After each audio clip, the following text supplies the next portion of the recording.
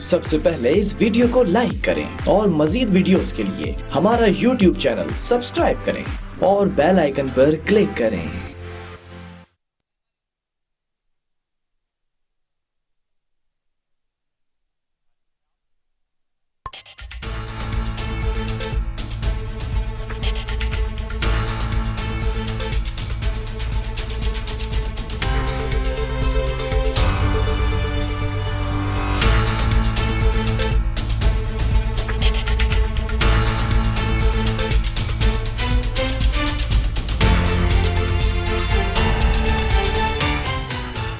अस्सलाम वालेकुम नाज़रीन, प्रोग्राम कराची टुडे और मैं हूं आपका मेज़बान बिलाल खान। सबसे पहले बात की जाएगी पाकिस्तान स्टॉक एक्सचेंज पर जो दहशतगर्दाना हमला हुआ था उसमें 4 दहशतगर्दों को हलाक कर दिया गया था और उसकी इन्वेस्टिगेशन जारी थी जो CTD कर रहा है।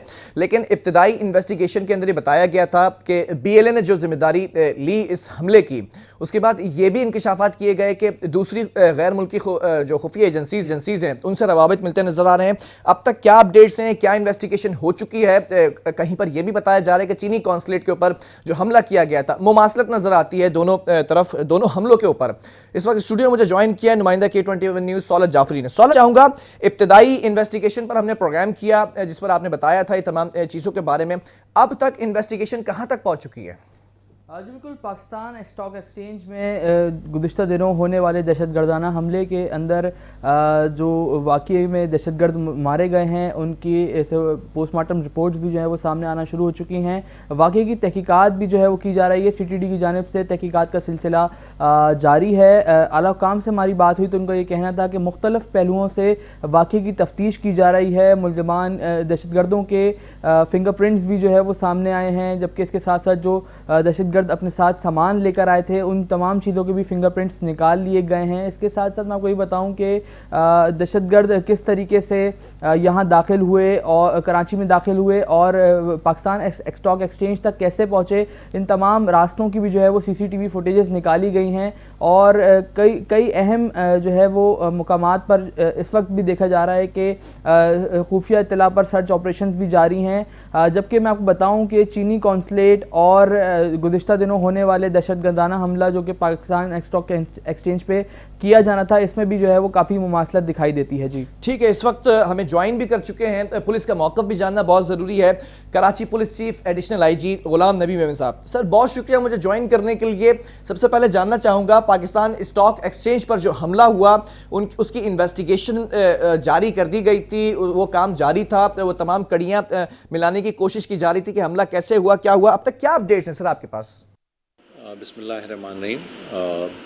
देखें, ये एक ऐसा सवाल है जो मैं नहीं समझता कि इस स्टेज पे कोई पुलिस ऑफिसर आपको इसके बारे में डिटेल बताएगा।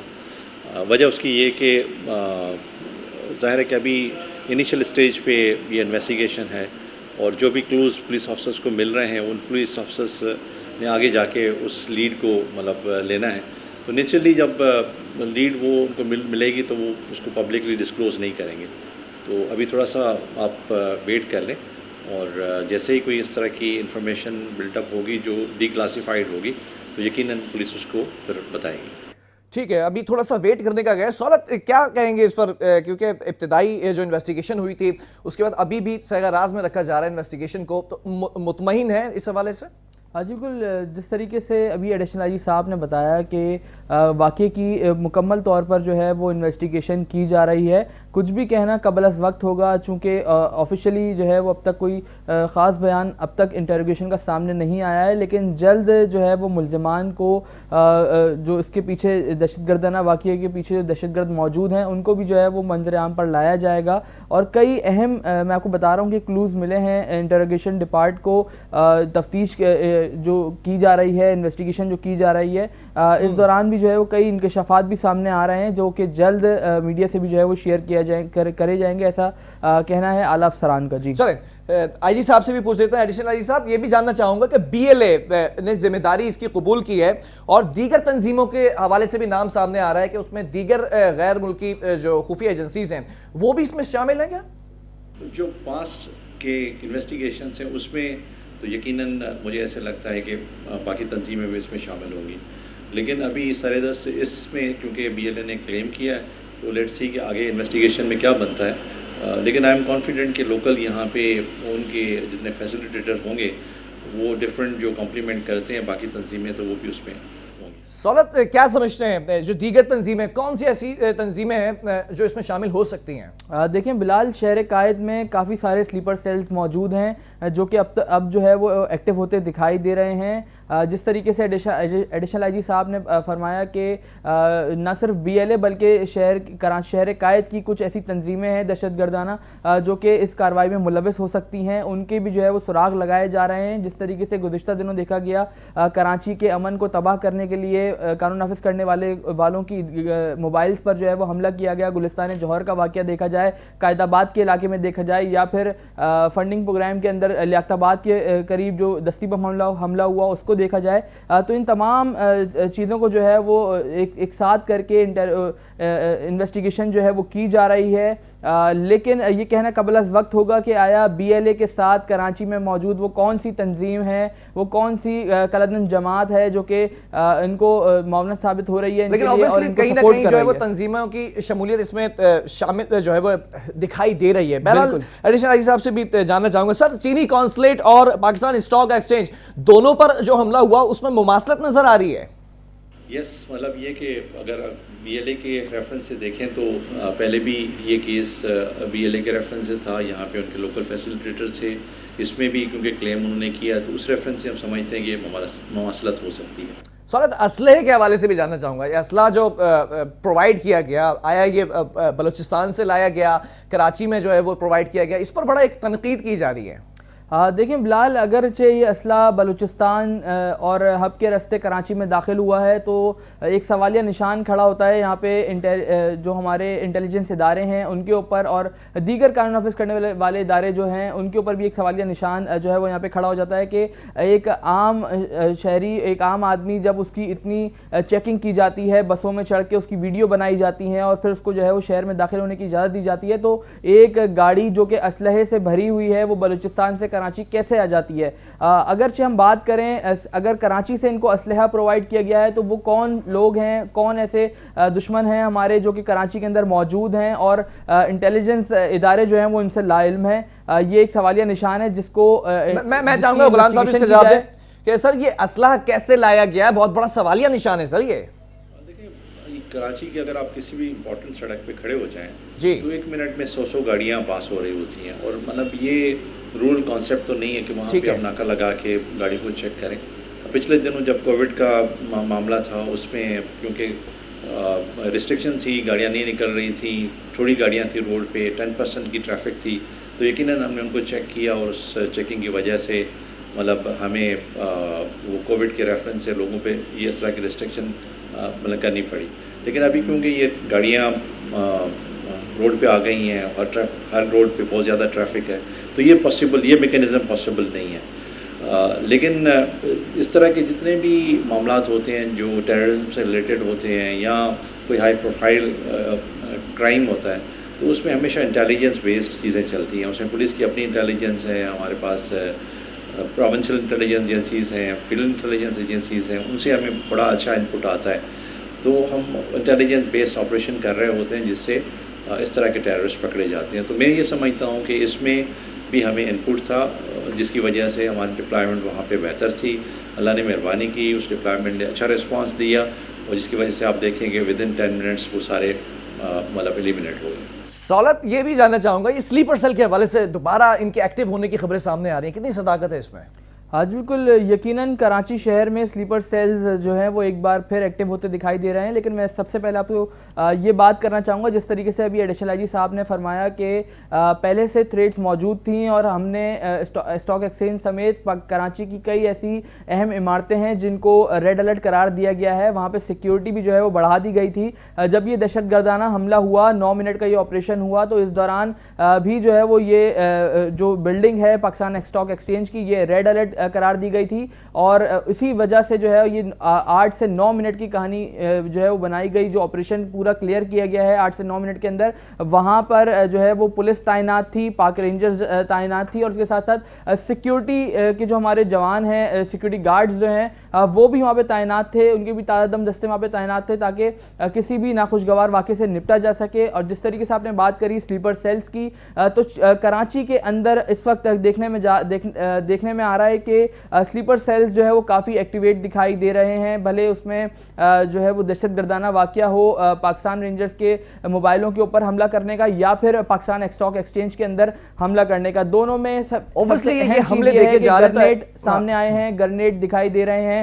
ग्रेनेड का जो है वो हमला किया गया पहले गुलिस्तान जौहर के इलाके में, फिर कायदाबाद के इलाके में, उसके बाद लियाकताबाद के इलाके में ये ग्रेनेड हमला हुआ। उसके बाद देखने में आया कि पाकिस्तान स्टॉक एक्सचेंज जो है वहां पर भी काफी बड़ी मिकदार में ग्रेनेड सामने आए हैं। ऐसा मालूम होता है कि स्लीपर सेल दोबारा से एक्टिव हो गए। बिल्कुल बिल्कुल गुलाम साहब, स्लीपर सेल दोबारा एक्टिव होते नजर आ रहे हैं। कराची में ऑपरेशन किया गया था, अमन की कैफियत थी, अब दोबारा से ये जो वाकयात हो रहे हैं, पे दर पे वाकयात, पुलिस की क्रेडिबिलिटी पर बड़ा सवाल, बड़ी जो है वो एक क्रेडिबिलिटी पर सवालिया निशान है। ये देखिए, ये जो क्राइम और टेररिज्म है, ये कोई it is not limited to Pakistan, it's not limited to Sindh, ये इंटरनेशनल मतलब फिनोमेना है। वहाँ पे बड़े अच्छे अच्छे जो मुल्क हैं जहाँ पे मतलब काफ़ी गैजेट्स हैं, टूल्स हैं, पुलिस को बहुत ज़्यादा फैसिलिटीज़ मिली हुई हैं, वहाँ पे भी इस तरह के इंसिडेंट्स हो जाते हैं। लेकिन आप देखें कि पूरे 2019 में कोई इस तरह का टेररिज्म का इंसिडेंट नहीं हुआ। अभी 6 महीने गुजरे हैं, इसमें किसी किस्म का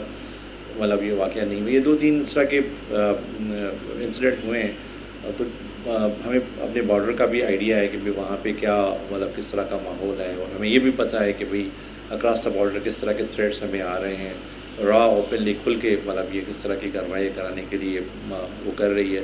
तो नेचुरली मतलब हमारे कुछ ऑफ ट्रैक लोग हैं जो इस तरह से एक्टिविटी करते हैं, तो पुलिस माइंडफुल है, हमारे स्टेट के और सिक्योरिटी एजेंसीज माइंडफुल है, पुलिस होपफुल भी है बेसिकली। अल्लाह की मेहरबानी से अब तक उनको कामयाब नहीं होने दिया है, तो आइंदा भी अल्लाह हमारी मदद करेगा। चलिए ठीक है, ओवरऑल तो ये इस हवाले से बात की, लेकिन मैं एक और मसला यहाँ पर शौकत आपसे पहले सवाल करना चाहूँगा। मनशियात के हवाले से कराची का सबसे बड़ा मसला ये है कि मनशियात फ़रोख्त की जा रही है, ख़रीदो फ़रोख्त आम तौर तरीके से जो है वो की जा रही है। पुलिस की क्रेडिबिलिटी पर एक और सवालिया निशान है, ख़ासतौर पर अगर मैं सेंट्रल की बात कर लूँ, न्यू कराची, वहाँ पर देखें आप खुलेआम ये फ़रोख्त की जा रही है, तो इस पर पुलिस अब तक एक्शन नहीं ले सकी है। देखिए बिलाल, सबसे पहले आपको बताऊं कि K21 न्यूज़ की जानिब से एक स्ट्रिंग ऑपरेशन किया गया था खमीसा गोट न्यू कराची के अंदर, जहां पे जिसके बाद जो है वो SP न्यू कराची और SSP सेंट्रल ने वाक़ई का नोटिस लिया और उसके बाद वहां पे ग्रैंड ऑपरेशन भी कराया गया। लेकिन उसके बावजूद वहां पे अगर अब की मैं इस टाइम प्रेजेंट की बात करूं तो इस टाइम देखा जा रहा है कि वहां पे 100 से 150 से ज़ायद बंदा बैठ कर जो है वो मंशियात का इस्तेमाल कर रहा है। और ये ना सिर्फ ज़िला सेंट्रल की बात है, बल्कि इसके साथ साथ मैं आपको बताऊँ कि ज़िला मलीर का इलाका हो या फिर अगर हम बात करें डिफेंस के इलाके की, ज़िला साउथ की, या फिर हम बात करें ज़िला ईस्ट की, तो कई ऐसे मुख्तलिफ मकामात हैं जहां पर मंशियात की फरोख्त भी जो है वो पुलिस कार्रवाई नहीं करती है क्या? देखिए, गुलाम नबी मेमन साहब की जानिब से जो है वो एक बेहतरीन इकदाम उठाया गया था। गुज़िश्ता दिनों भी देखा गया कि पे दर पे जो है वो कार्रवाइयाँ अमल में आई, मंशियात फरोशों को गिरफ्तार किया गया, लेकिन उसके बावजूद शहर में मंशियात फरोश ख़त्म होने का नाम नहीं ले रहे। मंशियात फरोशी जो है वो बढ़ती जा रही है। एक तरफ लॉकडाउन हुआ है, पुलिस भी बेबस नजर आ रही है इनके आगे। बिल्कुल, एक तरफ लॉकडाउन है, दूसरी तरफ मंशियात जो फरोश हैं वो अपने कारोबार को रूज पर लेकर जा रहे हैं। समझ नहीं आ रहा कि पुलिस कार्रवाइयाँ भी कर रही है और उसके बाद जो ये मंशियात फरोश हैं वो बासानी मंशियात भी फरोख्त करते दिखाई दे रहे हैं। कराची पुलिस साहब, आपसे ही जानना चाहूंगा गुलाम साहब कि पुलिस बेबस क्यों है? क्योंकि पुलिस कार्रवाइयां भी करती है, फिर भी आप देखें डिस्ट्रिक्ट सेंट्रल के अंदर खुलेआम ये खरीदो फरोख्त हो रही है। देखिए, मंशियात एक ऐसी वबा है जो जिस पे जितनी मेहनत की जाए वो कम है, और मैं as an head of Karachi police मेरी सबसे बड़ी प्रायोरिटी ये है कि हम मंशियात के अगेंस्ट काम करें। हमें नेचुरली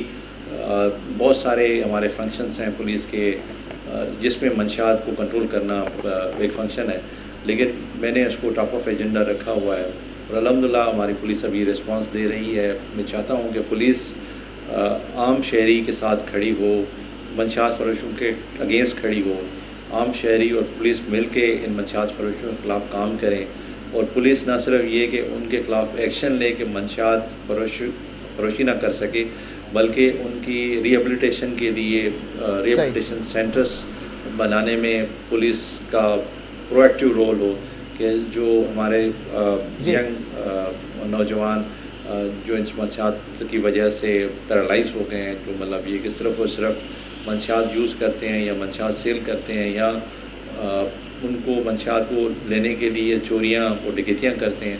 तो हम चाहते हैं कि प्रोएक्टिव रोल हो पुलिस का कि वो रिहेबिलिटेशन में काम करें। अभी हमारे काफ़ी सारे इस तरह के मतलब एफर्ट चल रहे हैं जिसमें हम चाहते हैं कि ये सेंटर्स खुले। और अभी एक काम तो किया जा रहा है, एक सेंटर खुल रहा है वहाँ पे डिस्ट्रिक्ट जी वेस्ट में। तो हम चाहेंगे कि इस तरह के सेंटर मज़ीद डिस्ट्रिक्ट्स में खुलें कि हम मैक्सिमम लोगों को रिलीफ दे सकें।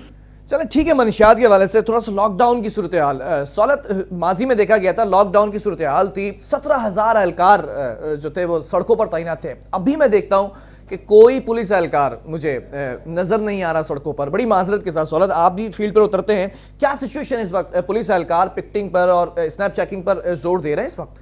आज बिल्कुल शहर की अगर मैं बात करूं इस वक्त, तो हमारी जब आला हुकाम से बात होती है तो उनका ये कहना था कि हमारे पर एक इजाफी बर्डन जो है वो डाल दिया गया है लॉकडाउन के अंदर कि हम जो है वो सड़कों पर खड़े होकर शहरियों से ये अपील करें कि वो अपने घरों पे रहें। इस दौरान भी देखा गया कि पुलिस ने अपना बखूबी अपना काम करते हुए दिखाई दी पुलिस सड़कों पर, लेकिन इस वक्त देखने में आ रहा है कि पुलिस थोड़ी सी जो है वो खामोश होती दिखाई दे रही है सड़कों पर। कई मुकामात पर जो है वो स्नैप चेकिंग का सिलसिला अब जो है वो ख़त्म होता दिखाई दिया जा रहा है।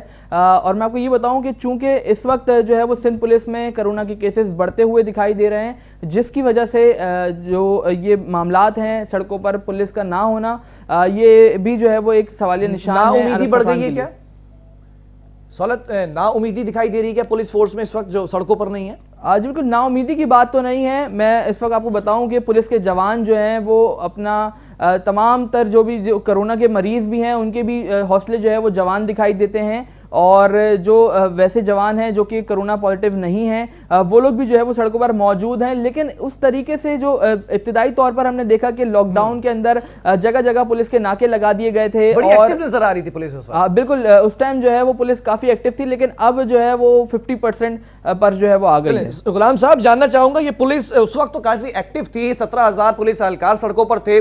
अभी मैं देखता हूं बड़ी माजरत के साथ सर, पुलिस नजर नहीं आ रही है मुझे सड़कों पर। लॉकडाउन ऐसा एक एक्स्ट्रा ड्यूटी थी जो पुलिस पे आई और पुलिस ने इसको एफर्ट की, लोगों को समझाया। पुलिस ने मुख्तलिफ टाइमिंग्स पे सख्ती भी की। अभी जो लॉकडाउन से सेकंड फेज़ आया है स्मार्ट लॉकडाउन का, तो उसमें वो एरियाज़ जो जहाँ पे इन्फेक्शन ज़्यादा था उधर पुलिस ने उन एरियाज़ को कार्डन किया। वहाँ पे जो है ना कोशिश की कि उन एरियाज़ में लोगों की मूवमेंट्स को रिस्ट्रिक्ट करें। तो अल्हम्दुलिल्लाह उसमें जो रिज़ल्ट आ रहे हैं, जो डॉक्टर्स बता रहे हैं, मतलब जिस तरह की चीज़ें अभी आ रही हैं तो वो बेहतर रहा। लेकिन अभी ये देखें, ये कंबाइन एफर्ट है, पुलिस हर एक को डंडे मार के अंदर नहीं कर सकती। ज़ाहिर है कि इसमें पब्लिक की ज़्यादा जिम्मेदारी आती है। पुलिस गाइड कर सकती है, पुलिस एक हद तक सख्ती कर सकती है, लेकिन ये कि ज़्यादातर तो क्योंकि इसमें ये एक ऐसी मर्ज़ है, एक ऐसी वबा है जिसमें डेथ्स हो रही हैं और काफ़ी सारी डेथ्स हुई हैं। तो लोग मतलब ये कि अगर कोई अपने ज़िंदगी से नहीं मतलब उसको परेशानी कि भाई मैं इसमें मेरी डेथ भी हो सकती है, मैं इस वबा में इन्वॉल्व भी हो सकता हूँ, तो पुलिस के डंडे कहाँ तक उसको मतलब कर सकेंगे। तो कोशिश हमारी ये है कि लोगों को समझाएं। हमारा पूरा फोकस इस पर था, मोटिवेट करें। अगर किसी के ख़िलाफ़ कार्रवाई भी हम करनी होती थी तो एक्सट्रीम कोई इस तरह का बंदा वायोलेशन करता था उसके ख़िलाफ़ कार्रवाई की। तो अल्हम्दुलिल्लाह एक कॉम्बिनेशन चला जिसको गवर्नमेंट ने भी काफ़ी अप्रिशिएट किया। हम गवर्नमेंट के भी शुक्रगुज़ार हैं कि उन्होंने इस चीज़ को अप्रिशिएट किया है। हम लोगों के भी शुक्रगुज़ार हैं कि बहुत सारे लोगों ने हमसे तावन किया। तो इंशाल्लाह अभी हम इस स्टेज पे पहुंच गए हैं कि मतलब ये 2 तारीख कल वो स्मार्ट लॉकडाउन भी ख़त्म हो रहा है, तो फिर ये ज़िंदगी आस्ता आस्ता रवा दवा हो रही है। तो उम्मीद है अल्लाह से कि ये वबा जो एक हमारे मतलब पाकिस्तान में भी है, पूरी दुनिया में भी है, इसका ख़ात्मा हो। लोग जो है एक अनसर्टेनिटी वाली सूरत हाल में हैं, परेशानी वाली सूरत हाल में ये ख़त्म। सौलत, ये जो नाउमीदी की बात की हमने, ठीक है, लेकिन अगर मैं बात करूं पुलिस एहलकारों के हवाले से तो इनमें भी कोरोना वायरस बढ़ता चला जा रहा है और तशख़ीस होती जा रही है एहलकारों में। तो इस हवाले से भी पुलिस की जानिब से कोई फैसिलिटेट किया जा रहा है एहलकारों को?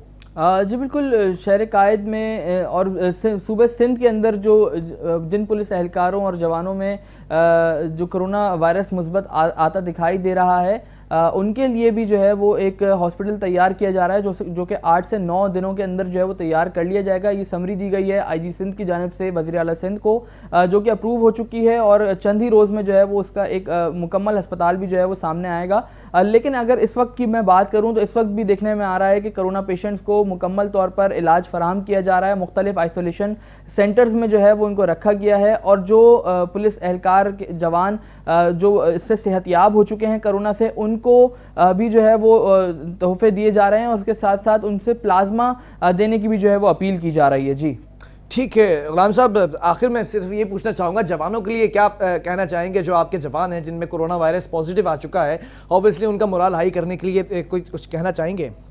देखिए, ये जिस तरह से आम पब्लिक का बंदा कोविड से उसमें इन्फेक्ट हुआ है, तो पुलिस भी नेचुरली हम पब्लिक में जाते हैं, हमारा इंटरेक्शन ज़्यादा होता है, ऑफिस में लोग आते हैं, तो नेचुरली उसकी वजह से नंबर ऑफ़ जो इन्फेक्टेड पुलिस ऑफिसर्स हैं वो ज़्यादा हैं। अभी तकरीबन 1300 के करीब सिंध पुलिस में भी इस तरह का नंबर आ गया है। तो उसके लिए मैंने फिर रुकेश की गवर्नमेंट को, सीएम साहब को कहा कि भाई हमारी पुलिस हॉस्पिटल है, उसको आप कोविड फैसिलिटी बना दें। तो सीएम साहब की मेहरबानी, उन्होंने उस फैसिलिटी को नोटिफाई कराया। अभी मतलब उसके लिए फ़ंड रिलीज़ हो रहे हैं, तो मैं उम्मीद करता हूँ कि नेक्स्ट 8 से 10 दिन में ये हमारा police hospital Covid facility declare हो जाएगा, जहाँ पे ना सिर्फ हम इंटेंसिव केयर यूनिट्स के बेड बना रहे हैं, बल्कि ये कि वहाँ ऑक्सीजन फैसिलिटी वाले बेड भी वहाँ पे बने। चलें, बहुत शुक्रिया सर आपका कि आपने प्रोग्राम के लिए वक्त दिया। सौलत, आपका भी बहुत शुक्रिया जिस तरह से ब्रीफ किया। नाज़रीन, मामलात कुछ यूँ हैं कि पाकिस्तान स्टॉक एक्सचेंज के हवाले से इब्तदाई रिपोर्ट्स जो बताई जा रही हैं उसके ऊपर यही कहा जा रहा है कि कड़ियाँ भारत से जाकर मिल रही हैं, लेकिन अभी इन्वेस्टिगेशन होना बाकी है। इसकी इन्वेस्टिगेशन मजीद जो है वो टफ कर दी गई है, और ये भी कहा जा रहा है कि बहुत सी एजेंसी इसमें हो सकती हैं गैर मुल्की जो इसमें शामिल हैं। बहुत सारे अभी सवालिया निशान हैं जो इन्वेस्टिगेशन के बाद ही पता चलेंगे। इस पर एक और प्रोग्राम भी करूंगा बहुत जल्द कि क्या जो है वो हतमी रिपोर्ट सामने आती है। बहरहाल एक वक्फा लूंगा, इसके बाद दीगर स्टोरी शामिल करेंगे।